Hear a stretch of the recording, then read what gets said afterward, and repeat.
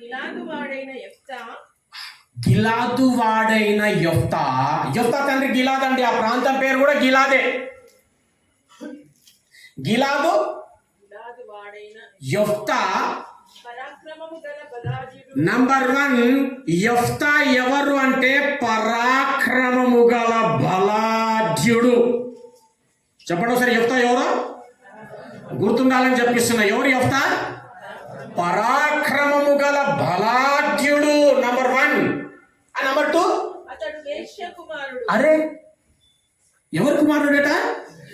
వేశ్య కుమారుడు. చాలా మందికి ఏమనుమానం అంటే వేశ్య కుమారుడేంటి విశ్వాసుల జాబితాల్లో ఏంటి?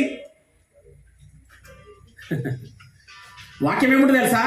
వేశ్యకైనా పరలోక రాజ్య ప్రవేశం ఉంటుందంట, కానీ వేషధారులకు ఉండదంట.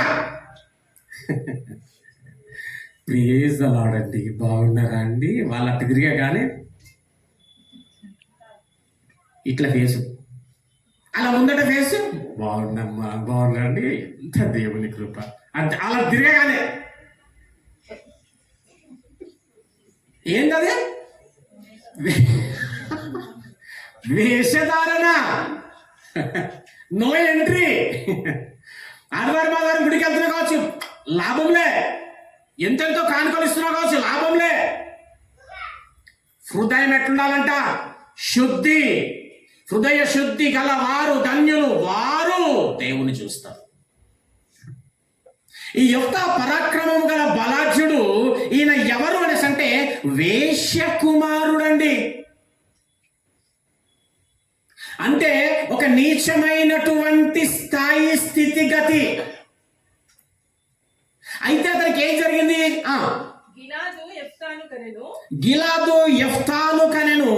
గిలాదు భార్య అతనికి కుమారులను కనగా వారు పెద్దవారే యెఫ్తాతో నీవు అన్య స్త్రీకి పుట్టినవాడవు గనుక. ఆయన ఇంకా గేలి చేయడం మొదలు పెట్టిరండి, అవమానం చేయడం మొదలు పెట్టిండ్రు. అవమానపరుస్తున్నారు, కించపరుస్తున్నారు, అసహించుకుంటున్నారు. ఒక వేశ్య కుమారుడు. ఏమండి అతడు, ఏమండి నీ స్థితి బాగలేదు కావచ్చు, నీ యొక్క తల్లి బాగలేదు కావచ్చు, నీ తండ్రి మంచోడు కాదు కావచ్చు, కానీ నువ్వు కాదు. దేవునికి స్తోత్రం, హల్లెలూయా. ప్రతి ఒక్కరిని దేవుడు ఎన్నుకొని ఏర్పాటు చేసుకున్నటువంటి వాడే. యెఫ్తా బ్యాక్గ్రౌండ్ బాగలే.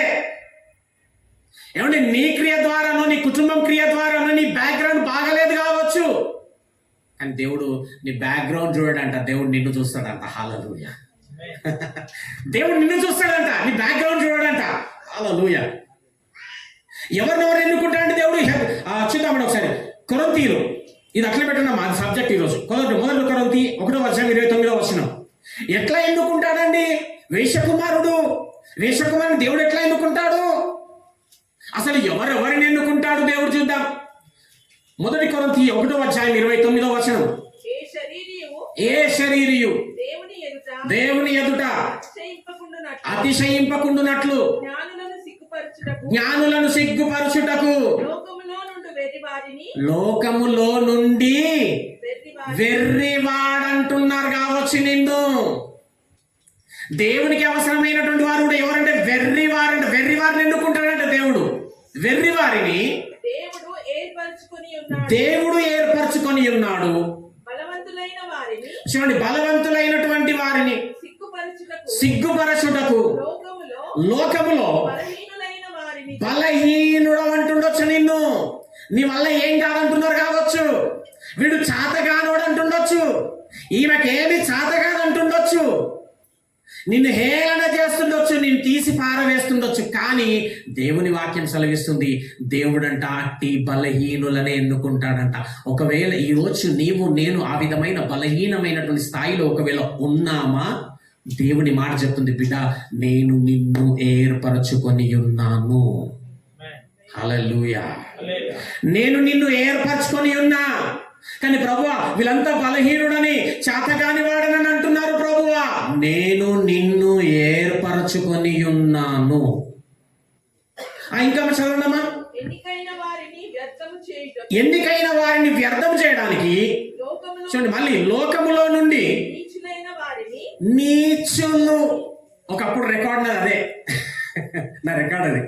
నీచులైన వారిని, తృణీకరింపబడిన వారి ప్రస్తుతం కూడా తృణీకరింపబడతానే ఉన్నాయి ఎప్పటి నుంచో. హల్లెలూయా. తృణీకరింపబడిన వారిని, ఎన్నిక లేని వారిని. వాడెంత ఆమెం చేస్తుందిలే, ఈమెతోనేమవుతుంది. అదెంత ఎన్నిక లేని వారిని దేవుడు ఏర్పరచుకొని ఉన్నాడు. ఈరోజు దేవుడు చెప్పుచున్నటువంటి శుభవచనం ఏంటి అనేసి అంటే, నిన్ను దేవుడు ఏర్పరచుకొని ఉన్నాడు. నువ్వు సామాన్యురాలు కాదు. నీ పక్షమున దేవుడు ఉన్నాడు. నీవు నిలబడితే, ఆయన కొరకు నిలబడితే, ఆయన నీ జీవితంలో ఏదైనా చేయగలడు. హల్లెలూయా.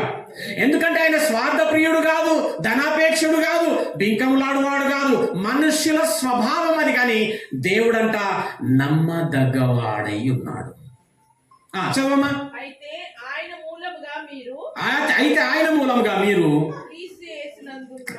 క్రీస్తు యేసు నందున్నారు. ఒకసారి చప్పట్లు కొడదాం. దేవుని నామానికి స్తోత్రం. మనం ఎక్కడున్నాం మనిషి అంటే క్రీస్తు యేసు నందున్నాం. నిన్ను అవమానిస్తున్న వారి యందు కాదు నువ్వు ఉన్నది, నిన్ను వెలేస్తున్నటువంటి వారి యందు కాదు ఉన్నది, నువ్వు బలహీనుడవని నిన్ను గేలి చేస్తున్నటువంటి వారి యందు కాదు ఉన్నది. నువ్వు క్రీస్తు నందున్నావు. క్రీస్తు నీ యందున్నాడు. నీలో ఉన్నవాడు లోకంలో ఉన్నవాని కంటే గొప్పవాడు. ఆయన నీ జీవితంలో గొప్ప కార్యములు చేయగలడు. నూతన సంవత్సరం రాబోతుంది, అంతేనా? ఇప్పుడు తీర్మానాలు ఉంటాయి ఒక్కొక్కరి. హల్లెలూయా. ఈ తీర్మానమే కొత్తదేం కాదు. 2024లో చూసుకో, సేమ్ అదే తీర్మానం ఉంటుంది. మళ్ళా 2015 అదే తీర్మానం, సేమ్ రేపు నువ్వు తీసుకునే తీర్మానం. బిడ ఏదేమైతేనేం కానీ, ఏదైతే నువ్వు ఆశిస్తున్నావో, దేని కొరకైతే మీరు ప్రయత్నం చేస్తున్నారో, దేని కొరకైతే మీరు ప్రయాసపడుతున్నారో, అది ఆల్రెడీ ఆ కార్యం జరిగిపోయి ఉన్నది నీ ఎదుట. అర్థం కాను ఒకసారి చేయలేస్తే నేను చెప్తా. నువ్వు దేని కొరకైతే ప్రయాసపడుతున్నావో, దేని కొరకైతే తృష్ణగొని ఉన్నావో, ఏదైతే నా జీవితంలో బాగుండు అని నువ్వు దేని కొరకైతే నువ్వు పరిగెత్తుతున్నావో, అది ఆల్రెడీ నీ ఎదుట దేవుడు కార్యం చేసే పెట్టిండు.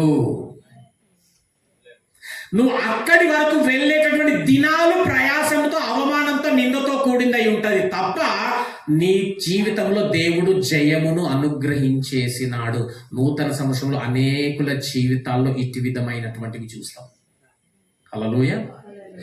ఎవరైతే తృణీకరింపబడ్డారో, దేవుడు ఈ రానైనటువంటి సంవత్సరం అందు నూతన పరిచి వారిని ఘనపరచనై ఉన్నాడు.